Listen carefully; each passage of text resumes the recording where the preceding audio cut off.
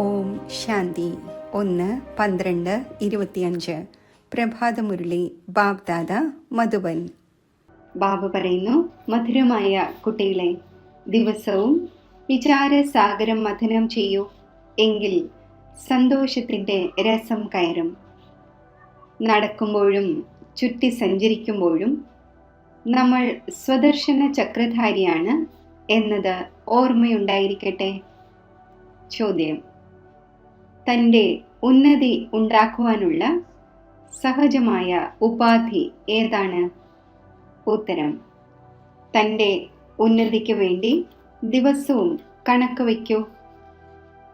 പരിശോധിക്കൂ, ഇന്ന് മുഴുവൻ ദിവസവും ഏതെങ്കിലും ആസുരീയ കാര്യം ചെയ്തില്ലല്ലോ. സ്റ്റുഡൻസ് ഏതുപോലെ തൻ്റെ രജിസ്റ്റർ വയ്ക്കുന്നു, അതേപോലെ കുട്ടികളായ നിങ്ങളും ദൈവിക ഗുണങ്ങളുടെ രജിസ്റ്റർ വയ്ക്കൂ, എങ്കിൽ ഉന്നതി ഉണ്ടായിക്കൊണ്ടിരിക്കും. ഗീതം: ദൂരദേശത്ത് വസിക്കുന്നവൻ. ഓം ശാന്തി. ദൂരദേശം എന്ന് എന്തിനെയാണ് പറയുന്നത് എന്നത് കുട്ടികൾക്കറിയാം. ലോകത്തിൽ ഒരു മനുഷ്യൻ പോലും അറിയുന്നില്ല. എത്ര വലിയ വിദ്വാനുമായിക്കൊള്ളട്ടെ, പണ്ഡിതനുമായിക്കൊള്ളട്ടെ, ഇതിൻ്റെ അർത്ഥം മനസ്സിലാക്കുന്നില്ല. കുട്ടികളായ നിങ്ങൾ മനസ്സിലാക്കുന്നുണ്ട്. ആരെയാണോ സർവ മനുഷ്യരും ഹേ ഭഗവാനെ എന്ന് ഓർമ്മിക്കുന്നത്, ആ ബാബ തീർച്ചയായും മുകളിൽ മൂലവതനത്തിലാണ്. മറ്റാർക്കും ഇതറിയില്ല. ഈ ഡ്രാമയുടെ രഹസ്യത്തെയും ഇപ്പോൾ കുട്ടികളായ നിങ്ങളാണ് മനസ്സിലാക്കുന്നത്. തുടക്കം മുതൽ ഇതുവരെയും എന്ത് സംഭവിച്ചുവോ, എന്ത് സംഭവിക്കണമോ എല്ലാം ബുദ്ധിയിലുണ്ട്. ഈ സൃഷ്ടിചക്രം എങ്ങനെ തിരിയുന്നു, അത് ബുദ്ധിയിൽ ഉണ്ടായിരിക്കേണ്ടതാണല്ലോ. കുട്ടികളായ നിങ്ങളും നമ്പർ വാർ ആയിട്ടാണ് മനസ്സിലാക്കുന്നത്. വിചാരസാഗര മഥനം ചെയ്യുന്നില്ല, അതിനാൽ സന്തോഷത്തിൻ്റെ രസവും കയറുന്നില്ല. എഴുന്നേൽക്കുമ്പോഴും ഇരിക്കുമ്പോഴും ബുദ്ധിയിൽ ഉണ്ടായിരിക്കണം, നമ്മൾ സ്വദർശന ചക്രധാരിയാണ്. ആദ്യം മുതൽ അന്തിമം വരെ ആത്മാവായ എനിക്ക് മുഴുവൻ സൃഷ്ടിയുടെ ചക്രത്തെയും അറിയാം. നിങ്ങൾ ഇവിടെ ഇരിക്കുകയാണെങ്കിലും ബുദ്ധിയിൽ മൂലവതനം ഓർമ്മ വരുന്നു. അതാണ് സ്വീറ്റ് സൈലൻസ് ഹോം, നിർവാണധാമം, സൈലൻസ് ധാമം. അവിടെ ആത്മാക്കൾ വസിക്കുന്നു. കുട്ടികളായ നിങ്ങളുടെ ബുദ്ധിയിൽ ഉടൻ വരുന്നു. മറ്റാർക്കും അറിയില്ല. എത്ര തന്നെ ശാസ്ത്രങ്ങളും മറ്റും പഠിക്കുകയും കേൾക്കുകയും ചെയ്തുകൊണ്ടിരുന്നാലും നേട്ടമൊന്നും തന്നെയില്ല. അവരെല്ലാം ഇറങ്ങുന്ന കലയിലാണ്. നിങ്ങളിപ്പോൾ കയറിക്കൊണ്ടിരിക്കുന്നു. തിരിച്ചു പോകുന്നതിനു വേണ്ടി സ്വയം തയ്യാറെടുപ്പുകൾ നടത്തിക്കൊണ്ടിരിക്കുന്നു. ഈ പഴയ വസ്ത്രം ഉപേക്ഷിച്ച് നമുക്ക് വീട്ടിലേക്ക് പോകേണ്ടതുണ്ട്. സന്തോഷം ഉണ്ടായിരിക്കുന്നുവല്ലോ. വീട്ടിലേക്ക് പോകുന്നതിന് വേണ്ടി പകുതി കൽപ്പം ഭക്തി ചെയ്തു. പടികൾ താഴെ ഇറങ്ങുക തന്നെയാണ് ചെയ്തത്. ഇപ്പോൾ ബാബ നമുക്ക് സഹജമായി മനസ്സിലാക്കിച്ചു തരുന്നു. കുട്ടികളായ നിങ്ങൾക്ക് സന്തോഷം ഉണ്ടായിരിക്കേണ്ടതാണ്. ബാബ അഥവാ ഭഗവാനാണ് നമ്മെ പഠിപ്പിക്കുന്നത്. ഈ സന്തോഷം വളരെയധികം ഉണ്ടായിരിക്കേണ്ടതാണ്. ബാബ സന്മുഖത്ത് പഠിപ്പിച്ചുകൊണ്ടിരിക്കുന്നു. ആരാണോ സർവരുടെയും പിതാവ്, ആ ബാബ നമ്മെ വീണ്ടും പഠിപ്പിച്ചുകൊണ്ടിരിക്കുന്നു. അനേകം തവണ പഠിപ്പിച്ചു. എപ്പോഴാണോ നിങ്ങൾ ചക്രം കറങ്ങി പൂർത്തിയാകുന്നത്, അപ്പോൾ പിന്നെ ബാബ വരുന്നു. ഈ സമയം നിങ്ങൾ സ്വദർശന ചക്രധാരിയാണ്. നിങ്ങൾ വിഷ്ണുപുരിയിലെ ദേവതയാകുന്നതിനു വേണ്ടി പുരുഷാർത്ഥം ചെയ്തുകൊണ്ടിരിക്കുന്നു. ലോകത്തിൽ മറ്റാർക്കും തന്നെ ഈ നോളജ് നൽകുവാൻ സാധിക്കില്ല. ശിവ് ബാബ നമ്മെ പഠിപ്പിച്ചുകൊണ്ടിരിക്കുന്നു. ഈ സന്തോഷം എത്ര ഉണ്ടായിരിക്കേണ്ടതാണ്. കുട്ടികൾക്കറിയാം, ഈ ശാസ്ത്രങ്ങളും മറ്റുമെല്ലാം ഭക്തി മാർഗത്തിലേതാണ്. ഇത് സദ്ഗതിക്ക് വേണ്ടിയുള്ളതല്ല. ഭക്തി മാർഗത്തിൻ്റെ സാമഗ്രികളും ആവശ്യമാണല്ലോ. അളവറ്റ സാമഗ്രികളുണ്ട്. ബാബ പറയുന്നു, ഇതിലൂടെ നിങ്ങൾ വീണു വന്നു. വാതിൽ തോറും എത്ര അലയുന്നു. ഇപ്പോൾ നിങ്ങൾ ശാന്തരായി ഇരിക്കുകയാണ്. നിങ്ങളുടെ തിക്കും തിരക്കും കൊള്ളുന്നതെല്ലാം ഒഴിവായി. ബാക്കി കുറച്ച് സമയമേ ഉള്ളൂ എന്ന് അറിയുന്നുണ്ട്. ആത്മാവിനെ പവിത്രമാക്കുന്നതിനു വേണ്ടി ബാബ ആ വഴി പറഞ്ഞു തരുന്നു. പറയുന്നു, എന്നെ ഓർമ്മിക്കൂ, എങ്കിൽ നിങ്ങൾ തമോ പ്രധാനത്തിൽ നിന്നും സദോ പ്രധാനമായി മാറും. പിന്നെ സദോ പ്രധാന ലോകത്തിൽ വന്ന് രാജ്യം ഭരിക്കും. ഈ വഴി കൽപ്പകൽപ്പങ്ങളിൽ അനേകം തവണ ബാബ പറഞ്ഞു തന്നിട്ടുണ്ട്. പിന്നെ തൻ്റെ അവസ്ഥയും നോക്കണം. സ്റ്റുഡൻസ് പുരുഷാർത്ഥം ചെയ്ത് സ്വയം തന്നെ സമർത്ഥമാക്കി മാറ്റാറുണ്ടല്ലോ. പഠനത്തിൻ്റെയും രജിസ്റ്ററുണ്ട്, പെരുമാറ്റത്തിൻ്റെയും രജിസ്റ്ററുണ്ട്. ഇവിടെ നിങ്ങൾക്കും ദൈവിക ഗുണങ്ങൾ ധാരണ ചെയ്യേണ്ടതുണ്ട്. ദിവസവും തൻ്റെ കണക്ക് വയ്ക്കുന്നതിലൂടെ വളരെയധികം ഉന്നതിയുണ്ടാകും. ഇന്ന് മുഴുവൻ ദിവസവും ഏതെങ്കിലും ആസുരീയ കാര്യം ചെയ്തില്ലല്ലോ. നമുക്കാണെങ്കിൽ ദേവതയാകേണ്ടതുണ്ട്. ലക്ഷ്മി നാരായണന്റെ ചിത്രം മുന്നിൽ വെച്ചിരിക്കുന്നു. എത്ര സിമ്പിൾ ചിത്രമാണ്. മുകളിലാണ് ശിവബാബ. പ്രജാപിത ബ്രഹ്മാവിലൂടെ ഈ സമ്പത്ത് നൽകുന്നു. അപ്പോൾ തീർച്ചയായും സംഗമത്തിൽ ബ്രാഹ്മണികൾ ഉണ്ടാകുമല്ലോ. ദേവതമാരുണ്ടായിരിക്കുന്നത് സത്യയുഗത്തിലാണ്. ബ്രാഹ്മണർ ഉള്ളത് സംഗമത്തിലാണ്. കലിയുഗത്തിലുള്ളത് ശൂദ്രവർണ്ണത്തിലുള്ളവരാണ്. വിരാട് രൂപവും ബുദ്ധിയിൽ ധാരണ ചെയ്യൂ. നമ്മളിപ്പോൾ ബ്രാഹ്മണർ കുടുംബയാണ്, പിന്നീട് ദേവതയാകും. ബാബ ബ്രാഹ്മണരെ പഠിപ്പിച്ചുകൊണ്ടിരിക്കുന്നു, ദേവതയാക്കി മാറ്റുന്നതിനു വേണ്ടി. അപ്പോൾ ദൈവിക ഗുണങ്ങളും ധാരണ ചെയ്യണം. ഇത്രയും മധുരമാകണം. ആർക്കും ദുഃഖം നൽകരുത്. ശരീര നിർവഹണത്തിനു വേണ്ടി എന്തെങ്കിലുമൊക്കെ ജോലി ചെയ്യാറുള്ളത് പോലെ ഇവിടെയും യജ്ഞസേവനം ചെയ്യണം. ആരെങ്കിലും രോഗാവസ്ഥയിലാണ്, സർവീസ് ചെയ്യുന്നില്ല എങ്കിൽ പിന്നെ അവരുടെയും സർവീസ് ചെയ്യേണ്ടി വരുന്നു. ആരെങ്കിലും രോഗ അവസ്ഥയിലാണ്, ശരീരം ഉപേക്ഷിക്കുന്നു എന്ന് വിചാരിക്കുക. നിങ്ങൾ ദുഃഖിതരാവുകയോ കരയുകയോ ചെയ്യേണ്ട കാര്യമില്ല. നിങ്ങൾക്കാണെങ്കിൽ തികച്ചും ശാന്തിയിൽ ബാബയുടെ ഓർമ്മയിലിരിക്കണം. ഒരു ശബ്ദവും പാടില്ല.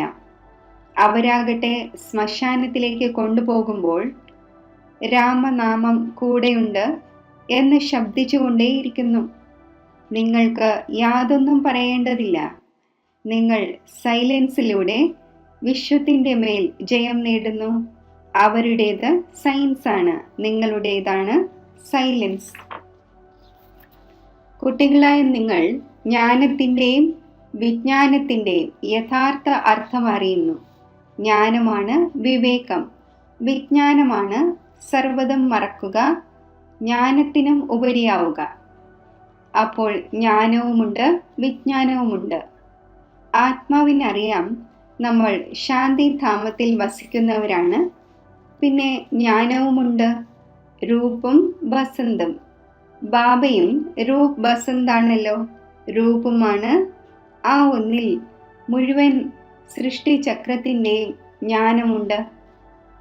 അവർ വിജ്ഞാന ഭവൻ എന്ന പേര് വെച്ചിട്ടുണ്ട്. അർത്ഥമൊന്നും മനസ്സിലാക്കുന്നില്ല. കുട്ടികളായ നിങ്ങൾ മനസ്സിലാക്കുന്നു. ഈ സമയം സയൻസിലൂടെ ദുഃഖവുമുണ്ട്, സുഖവുമുണ്ട്. അവിടെ സുഖം തന്നെ സുഖമാണ്. ഇവിടെയുള്ളത് അല്പകാലത്തെ സുഖമാണ്. ബാക്കി ദുഃഖം തന്നെ ദുഃഖമാണ്. വീട്ടിൽ മനുഷ്യർ എത്ര ദുഃഖിതരായി കഴിയുന്നു. മരിച്ചു പോയെങ്കിൽ ഈ ദുഃഖത്തിൻ്റെ ലോകത്തിൽ നിന്നും മുക്തമായെന്നെ എന്ന് മനസ്സിലാക്കുന്നു.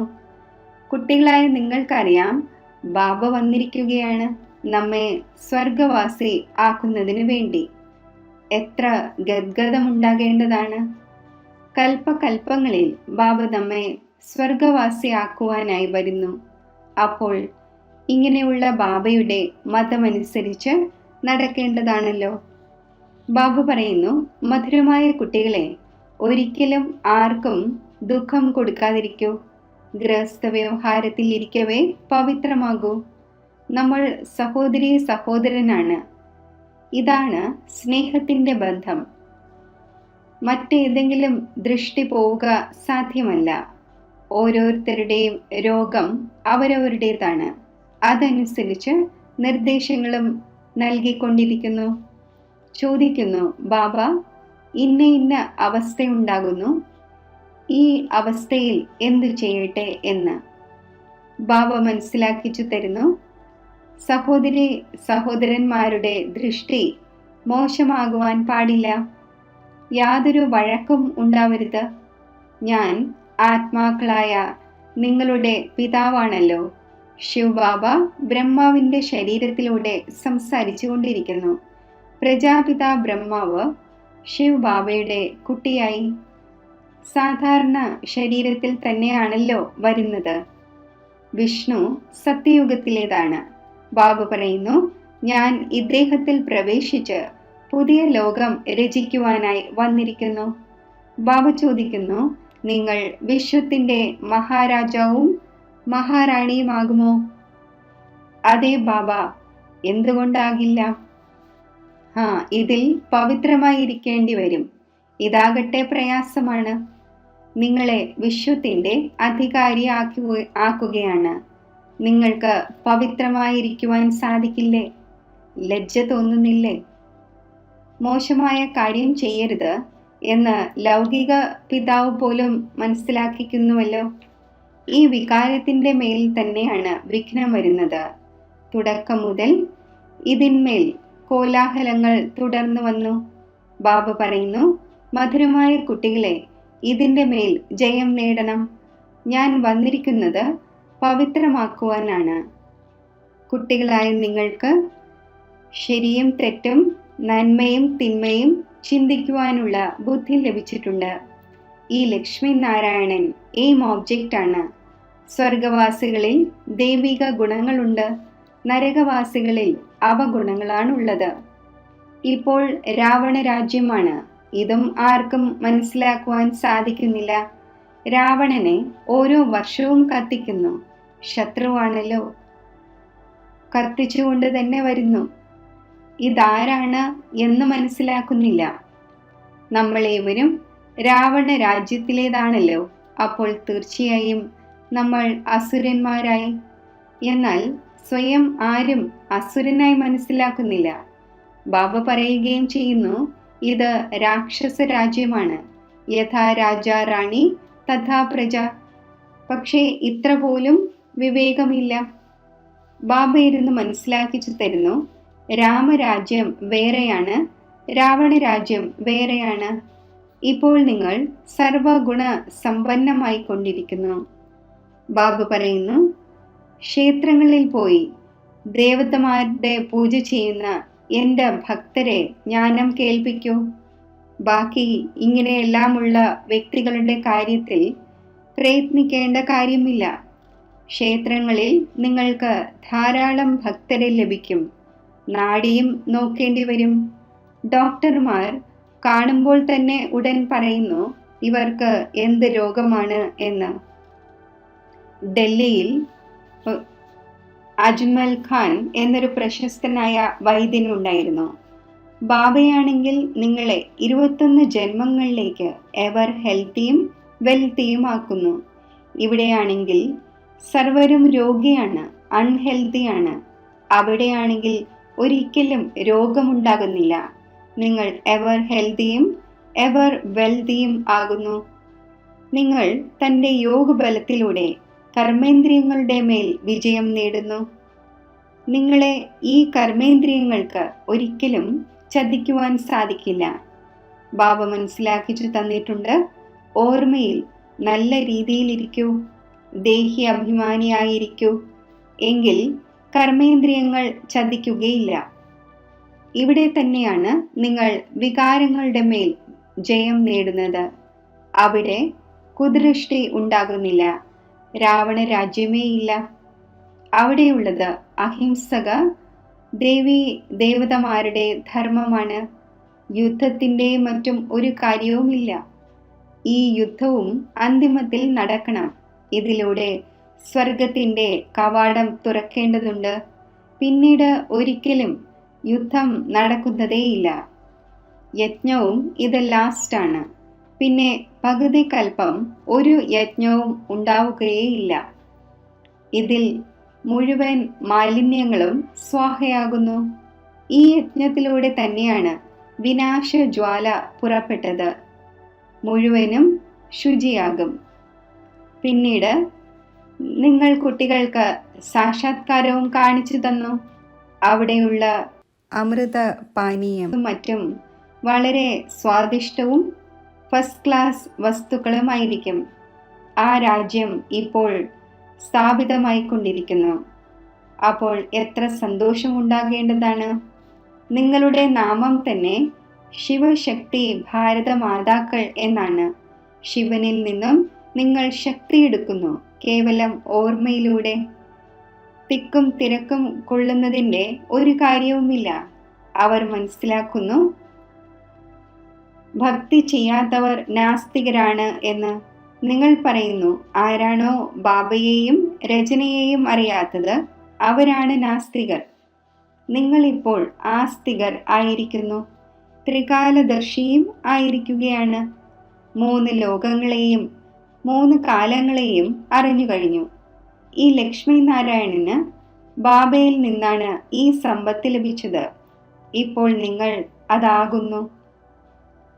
ഈ എല്ലാ കാര്യങ്ങളും ബാബ തന്നെയാണ് മനസ്സിലാക്കിച്ചു തരുന്നത്. ശിവബാബ സ്വയം പറയുന്നു, ഞാൻ ഇദ്ദേഹത്തിൽ പ്രവേശിച്ച് മനസ്സിലാക്കിക്കുന്നു. ഇല്ലെങ്കിൽ നിരാകാരനായ ഞാൻ എങ്ങനെ മനസ്സിലാക്കിക്കും? പ്രേരണയിലൂടെ പഠിത്തം നടക്കുമോ? പഠിപ്പിക്കുന്നതിനു വേണ്ടി മുഖം ആവശ്യമാണല്ലോ. ഗോമുഖം ഇതാണല്ലോ. ഇത് വലിയ മമ്മയാണല്ലോ, ഹ്യൂമൻ മാതാവ്. ബാബ പറയുന്നു, ഞാൻ ഇദ്ദേഹത്തിലൂടെ കുട്ടികളായ നിങ്ങൾക്ക് സൃഷ്ടിയുടെ ആദി മധ്യ അന്ത്യത്തിൻ്റെ രഹസ്യം മനസ്സിലാക്കിച്ചു തരുന്നു, യുക്തികൾ പറഞ്ഞു തരുന്നു. ഇതിൽ ആശീർവാദത്തിൻ്റെ ഒരു കാര്യവുമില്ല. ഡയറക്ഷൻ അനുസരിച്ച് നടക്കണം. ശ്രീമത്ത് ലഭിക്കുന്നു. കൃപയുടെ കാര്യമില്ല. പറയുന്നു, ബാബ അടിക്കടി മറന്നു പോകുന്നു, കൃപ കാണിക്കൂ. ഓർമ്മിക്കുക എന്നത് നിങ്ങളുടെ ജോലിയാണ്. ഞാൻ എന്ത് കൃപ കാണിക്കുവാനാണ്? എന്നെ സംബന്ധിച്ച് എല്ലാവരും കുട്ടികൾ തന്നെയാണ്. കൃപ കാണിക്കുകയാണെങ്കിൽ എല്ലാവരും സിംഹാസനത്തിൽ ഇരിക്കുമായിരുന്നേനെ. പദവി പഠനമനുസരിച്ചാണ് നേടുന്നത്. പഠിക്കേണ്ടത് നിങ്ങൾക്കാണല്ലോ. പുരുഷാർത്ഥം ചെയ്തുകൊണ്ടിരിക്കൂ. മോസ്റ്റ് ബിലവഡായ ബാബയെ ഓർമ്മിക്കണം. പതീത ആത്മാവിന് തിരികെ പോകുവാൻ സാധിക്കില്ല. ബാബ പറയുന്നു, എത്രത്തോളം നിങ്ങൾ ഓർമ്മിക്കുമോ അപ്പോൾ ഓർമ്മിച്ചോർമ്മിച്ച് പാവനമായി മാറും. പാവന ആത്മാവിന് ഇവിടെ ഇരിക്കുവാൻ സാധിക്കില്ല. പവിത്രമായെങ്കിൽ പുതിയ ശരീരം ആവശ്യമാണ്. പവിത്ര ആത്മാവിന് ഇംപ്യോർ ശരീരം ലഭിക്കുക എന്നത് നിയമമല്ല. സന്യാസിമാരും വികാരത്തിലൂടെയാണല്ലോ ജന്മമെടുക്കുന്നത്. ഈ ദേവതമാർ പിന്നെ സന്യസിക്കേണ്ടി വരും വിധം വികാരത്തിലൂടെ അല്ല ജന്മമെടുക്കുന്നത്. ഇവരാണെങ്കിൽ ഉയർന്നവരാണല്ലോ. സദാ സമ്പൂർണ്ണ നിർവികാരികളായ ഇവരാണ് സത്യമായ മഹാത്മാക്കൾ. അവിടെ രാവണ രാജ്യമേയില്ല.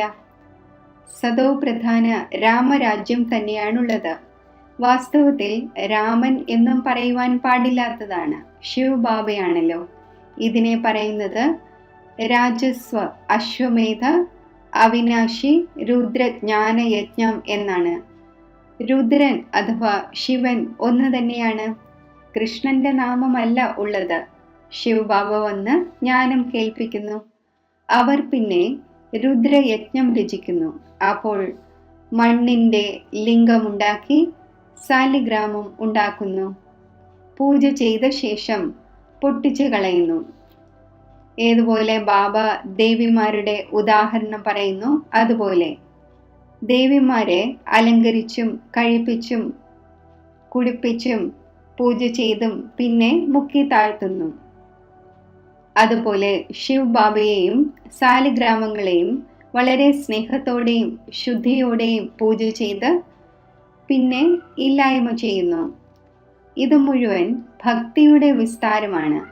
ഇപ്പോൾ ബാബ കുട്ടികൾക്ക് മനസ്സിലാക്കിച്ചു തരുന്നു. എത്രത്തോളം ബാബയുടെ ഓർമ്മയിലിരിക്കുമോ അത്രയും സന്തോഷത്തിലിരിക്കും. രാത്രിയിൽ ദിവസവും തൻ്റെ കണക്ക് നോക്കണം. എന്തെങ്കിലും തെറ്റ് ചെയ്തില്ലല്ലോ, തൻ്റെ ചെവിക്ക് പിടിക്കണം. ബാബ, ഇന്ന് നമ്മിലൂടെ ഈ തെറ്റുണ്ടായി, മാപ്പ് തരണം എന്ന് ബാബ പറയുന്നു. സത്യം എഴുതുകയാണെങ്കിൽ പകുതി പാപം ഇല്ലാതാകും. അച്ഛൻ ഇരിക്കുകയാണല്ലോ.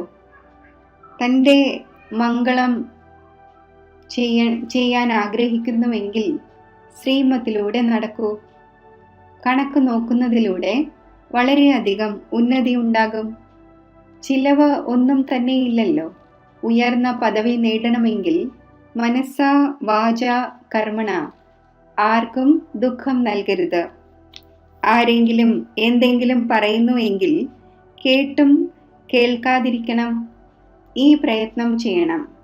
ബാബ വരുന്നത് തന്നെ കുട്ടികളായ നിങ്ങളുടെ ദുഃഖം ദൂരീകരിച്ച് സദാകാലത്തേക്ക് സുഖം നൽകുവാനാണ്.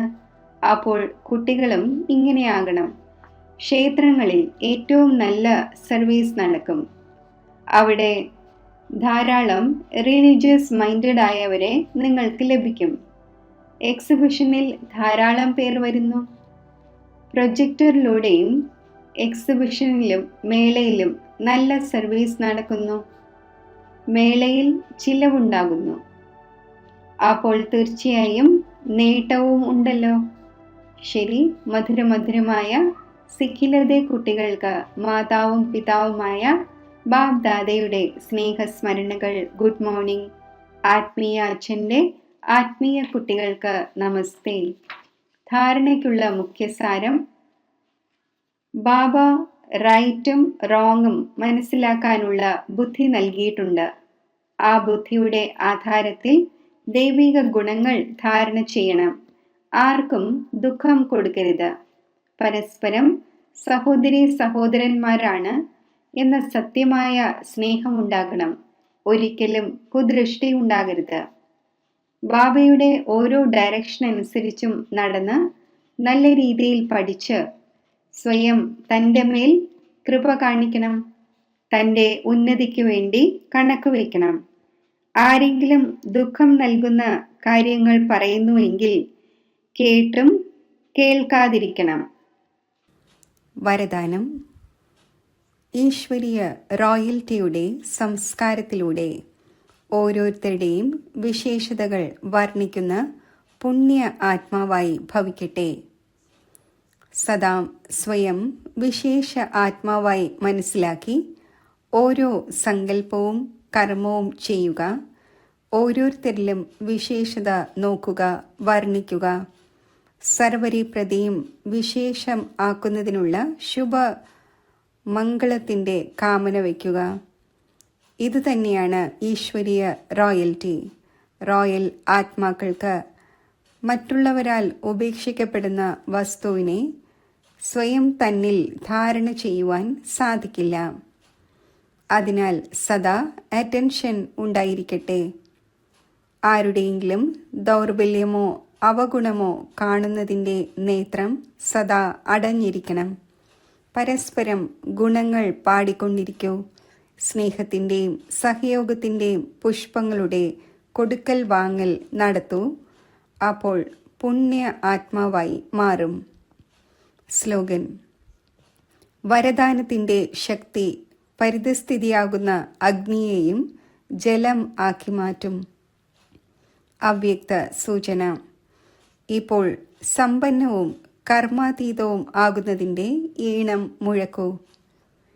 നിരാകാരി സ്വരൂപത്തിൻ്റെ മുഖ്യ ശിക്ഷണത്തിൻ്റെ വരദാനമാണ് കർമാതീതമായി ഭവിക്കട്ടെ. ആകാരി സ്വരൂപത്തിൻ്റെ അഥവാ ഫരിസ്താസ്ഥിതിയുടെ വരദാനമാണ് ഡബിൾ ലൈറ്റ് ഭവ. ഡബിൾ ലൈറ്റ് എന്നാൽ സർവ കർമ്മ ബന്ധനങ്ങളിൽ നിന്നും ഭാരരഹിതം. ലൈറ്റ് എന്നാൽ സദാ പ്രകാശ സ്വരൂപത്തിൽ സ്ഥിതി ചെയ്യുന്നവർ. ഇങ്ങനെ ഡബിൾ ലൈറ്റ് ആയിരിക്കുന്നവർക്ക് സഹജമായി കർമാതീത സ്ഥിതി പ്രാപ്തമാക്കാൻ സാധിക്കുന്നു. അപ്പോൾ സേവനങ്ങളിൽ വരുമ്പോൾ ഇപ്പോൾ ഈ ഈണം മുഴക്കൂ, എനിക്ക് സമ്പന്നവും കർമാതീതവും ആവുക തന്നെ വേണം. ഓം ശാന്തി.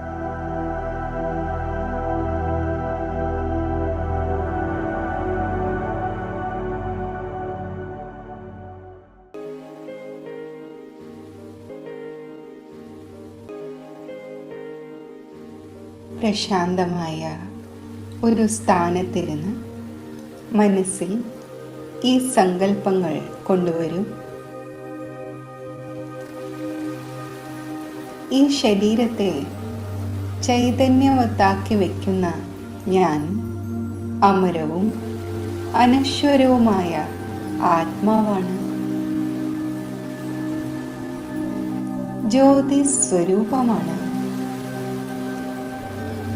ദുരകുടിയാകുന്ന കുടിലിൽ ഇരിക്കുന്ന ചൈതന്യ നക്ഷത്രമാണ് ഞാൻ. സച്ചിത് ആനന്ദ സ്വരൂപമാണ്. പ്രേമ സ്വരൂപമാണ്. ശക്തി സ്വരൂപമാണ്. ആത്മാവായ ഞാൻ ഈ സൃഷ്ടിയാകുന്ന കർമ്മക്ഷേത്രത്തിൽ വേഷം അഭിനയിക്കുന്നതിന് ശരീരമാകുന്ന വസ്ത്രം ധരിച്ചിരിക്കുകയാണ്. ഈ ലോകം ഒരു കളിയരങ്ങാണ്. ആത്മാക്കളെല്ലാം തന്നെ ഈ കർമ്മക്ഷേത്രത്തിലെ അഭിനേതാക്കളാണ്.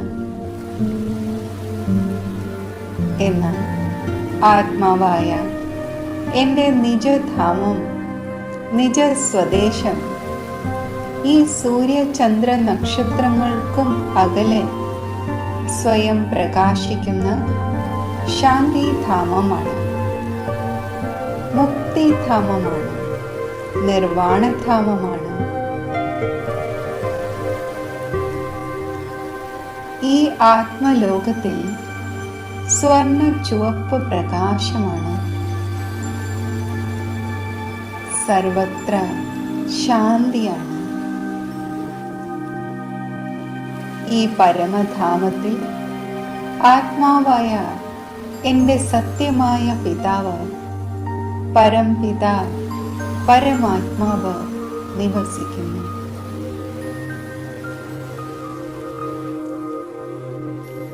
ശിവപരമാത്മാവ് മംഗളകാരിയും ഹിതകാരിയുമാണ്. രൂപത്തിൽ ജ്യോതിർബിന്ദുവും സർവഗുണങ്ങളുടെയും സിന്ധുവുമാണ്. ആനന്ദം, പ്രേമം, ശാന്തി, ശക്തി എന്നിവയുടെ സാഗരമാണ്.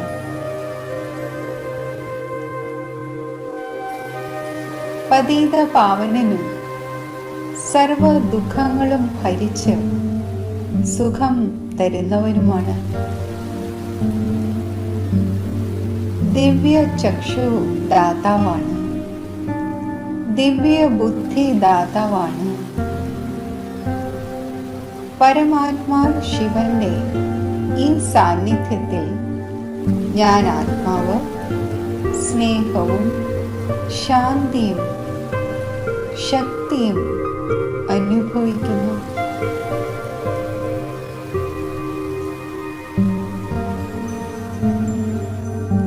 ആ ദിവ്യ തേജോമയ പ്രകാശത്തിൽ നിന്നുള്ള കിരണങ്ങൾ ആത്മാവിന് ദിവ്യതയും ശീതളതയും പ്രദാനം ചെയ്യുന്നു.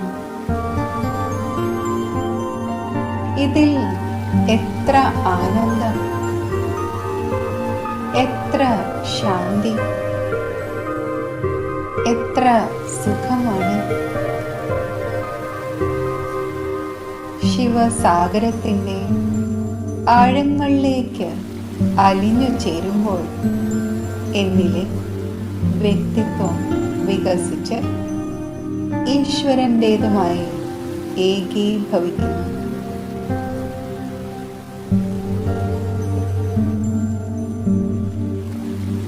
സർവശക്തനായ ശിവപിതാ, അങ്ങയുടെ ഈ ദിവ്യ സാന്നിധ്യത്താൽ ഞാൻ ആത്മാവ് ധന്യമായി കഴിഞ്ഞു.